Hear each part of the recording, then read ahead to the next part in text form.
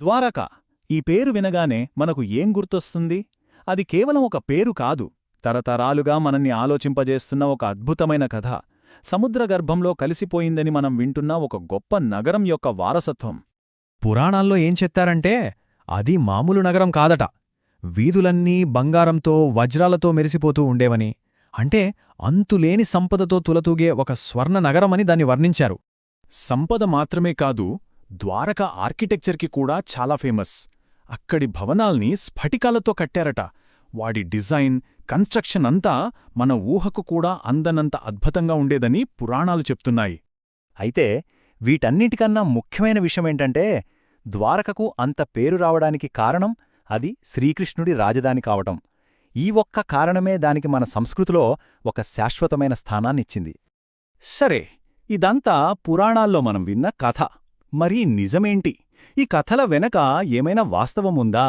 అసలు ద్వారక అనే నగరం ఎప్పుడైనా ఉనికిలో ఉందా? ఈ ప్రశ్నే మన ఈ అన్వేషణకు పునాది. ఈ ప్రశ్నకు సమాధానం వెతికే ప్రయత్నం కొన్ని దశాబ్దాల క్రితమే మొదలైంది. గుజరాత్ తీరంలో సముద్రం లోతల ఆర్కియాలజిస్టులు చేసిన కొన్ని పరిశోధనలు ఈ పురాణ కథకు చారిత్రక ఆధారం దొరకచ్చేమో అనే ఒక కొత్త ఆశను రేకెత్తించాయి. సముద్రం అడుగున వాళ్లకు ఏం కనిపించిందంటే, కొన్ని రాతి నిర్మాణాలు, ఒకదానికొకటి సమాంతరంగా ఉన్న గోడలు, పక్కాగా ఒక పద్ధతిలో అమర్చినట్టుగా ఉన్న రాళ్ళు.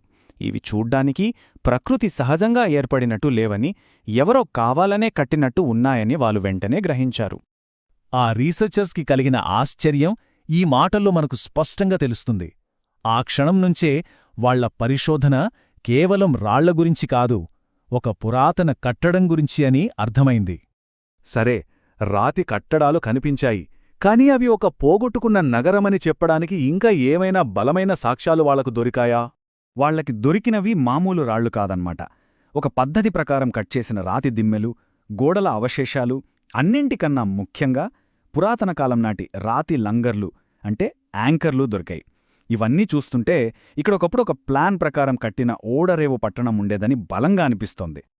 ఓకే, నగరం ఉండేదని ఆధారాలు దొరికాయి, అంతా బానే ఉంది. కాని ఇక్కడే అసలు చిక్కు ప్రశ్న మొదలైంది. ఈ శిథిలాలు ఎంత పాతవి? వాటి వయస్సెంత? సైంటిఫిక్ ఎనాలిసిస్ ప్రకారం ఇవి వేల సంవత్సరాల నాటివని తెలుస్తోంది. కాని ఖచ్చితంగా ఏ కాలానికి చెందినవి అని చెప్పడం మాత్రం చాలా పెద్ద సవాలుగా మారింది. ఎందుకంటే సముద్రపు నీటిలో ఆధారాలు దెబ్బతినడం, డేటింగ్కి కావలసిన మెటీరియల్ సరిగ్గా దొరక్కపోవడం వల్ల దీనిపై సైంటిస్టుల మధ్య ఇంకా చర్చ జరుగుతూనే ఉంది. ఒకవేళ అక్కడ నిజంగానే ఒక నగరం ఉందనుకుంటే అది సముద్రంలోకి ఎలా వెళ్ళిపోయింది? అంత పెద్ద పట్టణం నీటి అడుగున ఎలా సమాధి అయిపోయింది? దీనికి చాలా సహజమైన కారణాలుండొచ్చు. వేల సంవత్సరాలుగా సముద్రమట్టాలు పెరగడం, లేదా పెద్ద భూకంపాలు వచ్చి భూమి కుంగిపోవడం, లేదంటే సముద్రతీరం మెల్లమెల్లగా మారడం. ఇలాంటి వాటివల్ల చరిత్రలో ఎన్నో నగరాలు సముద్రంలో కలిసిపోయాయి. సో ఇది జరగడానికి ఆస్కారం ఉంది. ఇక్కడే అసలు కథ చాలా ఆసక్తికరంగా మారుతుంది. ఈ సైన్స్ చెప్పే కారణాలు మన పురాణాల్లో చెప్పిన కథతో అచ్చుగుద్దినట్టు సరిపోతున్నాయి. చూడండి, మన పురాణ గ్రంథాల్లో కూడా సరిగ్గా ఇదే రాసి ఉంది. శ్రీకృష్ణుడు వెళ్ళిపోయిన తర్వాత ద్వారకా నగరాన్ని సముద్రం ముంచేసిందని పురాణాలు చెప్తున్నాయి. సో సైన్స్కి పురాణానికి మధ్య ఒక లింక్ కనిపిస్తోంది.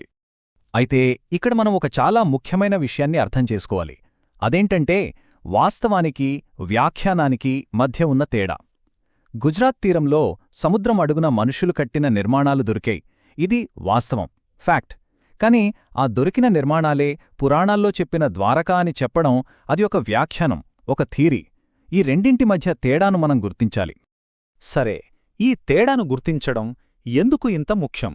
ఈ ఆవిష్కరణల నుండి మనం అసలు ఏం నేర్చుకోవాలి? ఆ దొరికినవి ద్వారకా అయినా కాకపోయినా అవి మనకొక విషయం మాత్రం చాలా స్పష్టంగా చెప్తున్నాయి. ఆ ప్రాంతంలో వేల సంవత్సరాల క్రితమే మనం ఊహించిన దానికన్నా చాలా అభివృద్ధి చెందిన ఒక నాగరికత ఉండేదని. ఇది కేవలం ఒక కథ కాదు, మన చరిత్రలోని ఒక లోతైన అధ్యాయం. అంటే అసలు మిస్టరీ ఆ ఒక్క నగరం గురించి కాదు, మన గతం గురించి మనకు ఇంకా ఎంత తక్కువ తెలుసు అనేదే అసలైన మిస్టరీ.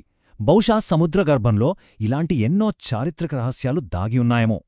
సో చివరికి మన ముందు మిగిలే ప్రశ్న ఒక్కటే: ద్వారక కేవలం ఒక పురాణకథ, లేక మన చరిత్రలో మనం ఇంకా పూర్తిగా అర్థం చేసుకోవాల్సిన విప్పాల్సిన ఒక పెద్ద మిస్టరీనా? దీనిపై అన్వేషణ ఇంకా కొనసాగుతూనే ఉంటుంది.